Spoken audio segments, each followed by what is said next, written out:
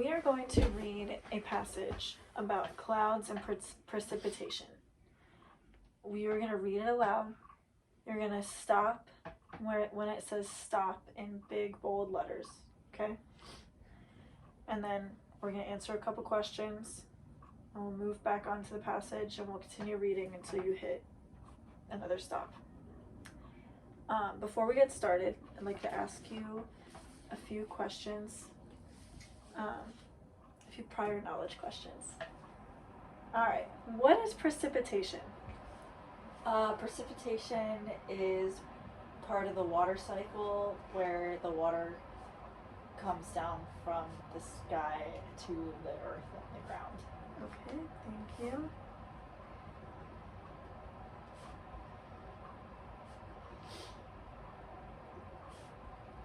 And how do clouds form?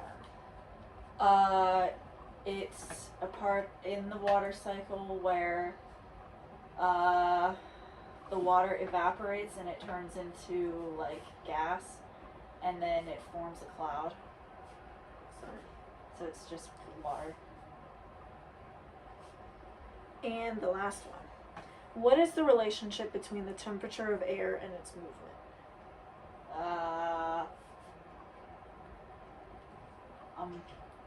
I'm gonna guess that faster movement makes it colder. All right.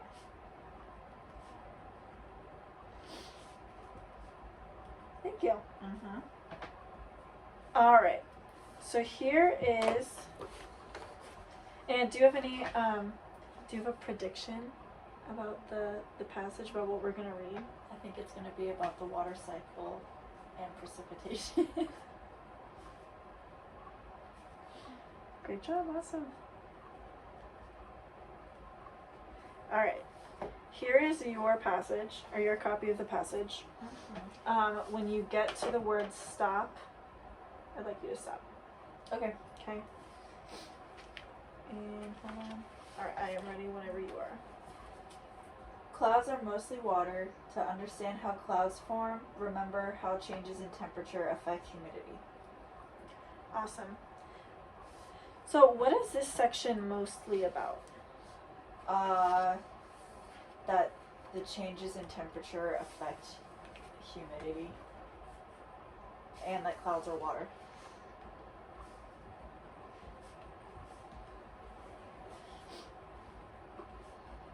And clouds are water. Yes. Awesome.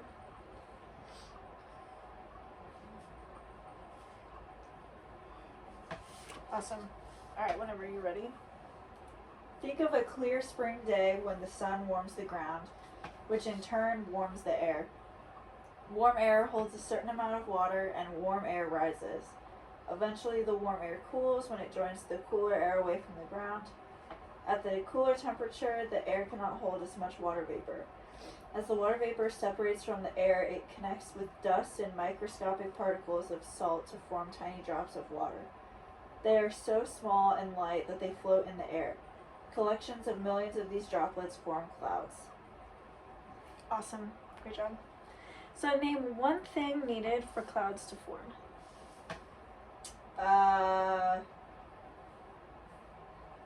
Dust. Awesome.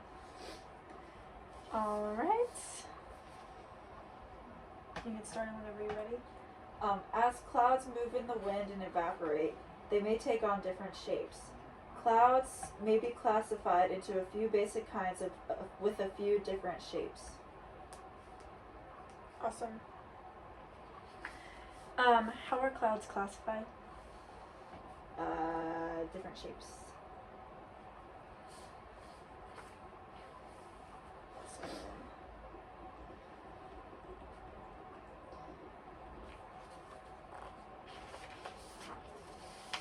Alright. Let's keep going. The types of clouds are classified according to their height above the ground, and the names of clouds give a clue to their appearance. For example, low clouds that are close to the ground are usually thick, even sheets. The term strato means sheet-like, so the low sheet-like clouds are called stratus clouds. You can see these clouds in the first photo. Middle level clouds may appear in groups in an otherwise blue sky. Cumulo means pile or heap, so these middle level groups of clouds are a type of cumulus cloud. These are pictured in the second photo below. High clouds that are wispy with curled edges around the background of blue sky are called cirrus clouds because cirro means curl. The third photo is a good example of cirrus clouds.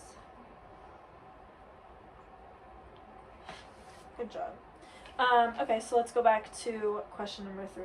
How are clouds classified? Now that we've read a little bit more, what do you think? As low clouds based on the sheet thick appearance, middle level clouds, which look like pile or heaps, and then high clouds, which are like curly, and those are what is it? Stratus, cumulo, and cirrus.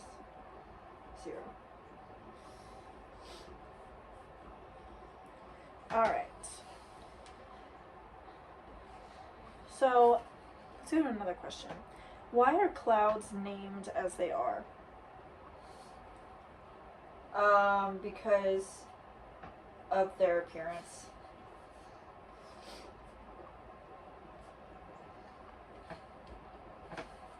Awesome.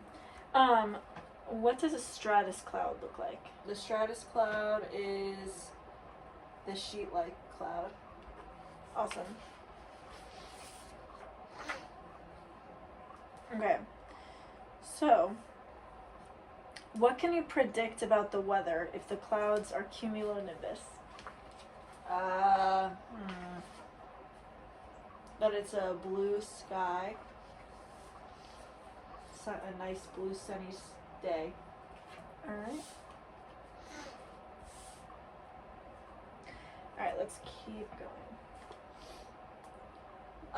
Finally, there are clouds that build upon each other into very high vertical clouds. Because they appear in heaps, they are a type of cumulus cloud, but because they often result in thunderstorms, they are called cumulonimbus because nimbo means rain. So, would you like to, what can you predict about the weather if the clouds are cumulonimbus? It's a storm, thunderstorm. Okay. Alright, let's keep going. Clouds are associated with rain and snow. Most rain that occurs in the United States begins as snow. Ice crystals that are high in the cirrus clouds grow when more and more water vapor condenses on them. Awesome. Alright, you can keep going. Eventually they become so heavy that the crystals start to fall. When ice crystals fall through clouds, they may collide and combine with other crystals, ice crystals, or water droplets. When the crystals become too heavy to float in the air, they drop as precipitation. So, what can you conclude about the atmosphere above the ground when it snows?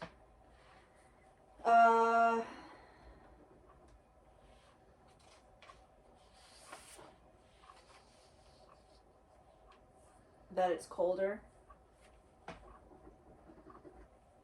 And, alright. So whenever you're ready, you can keep going. If all the bands of air that the crystals fall through are cold, then the precipitation reaches the ground as snow. If the ice crystals fall far enough through warm air, they reach the ground as rain.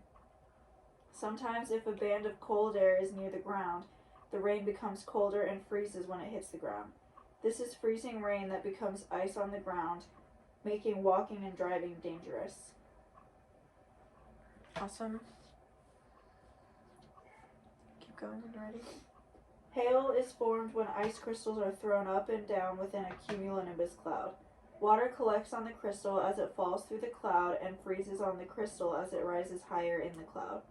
The hailstone grows larger in this way until it becomes too heavy to float and then falls to the ground. Awesome. So, what happened to an ice crystal that resulted in a golf ball sized hailstone? It got too heavy.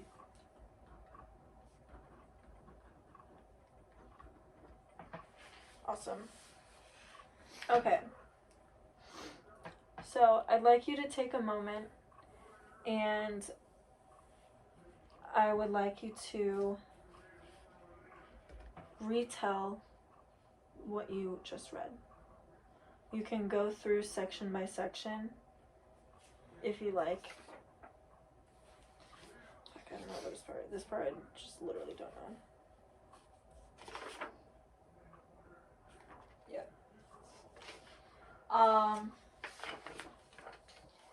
So the clouds are made up of water, dust, and microscopic particles of salt. And they're so light that they float in the air, so that's what creates a cloud. There are different types of clouds based on their shape. Strato, which is like a low sheet-like cloud, stratus cloud. Cumulus clouds are like the middle group. And they appear in groups of clouds. And then there are the cirrus clouds, which are like curly, wispy, curly clouds. Mm-hmm. And then there are clouds that like you can combine them. So like cumulonimbus is like a stormy cloud. And then you associate clouds with rain and snow. And rain starts out as snow, but Mm-hmm. in the United States, because the ice crystals that are in the clouds grow, and then the more water vapor it causes them to go down. And then when they fall through the clouds, they can combine with each other to create larger ice crystals or water droplets. And then when they get too heavy, they fall as precipitation. And then if the air that the crystals are falling through are cold, then that's creating snow. But if it's not cold, then it'll create rain. And then freezing rain becomes ice on the ground, which is dangerous. And that happens if a band of cold air is closer to the ground. And then hail can be formed when the ice crystals are thrown up and down within the cumulonimbus cloud. And it can grow larger. It'll continue to get larger until it's too heavy and falls to the ground in precipitation. Awesome. Fantastic job. Thank you, you. Laura. Mm-hmm.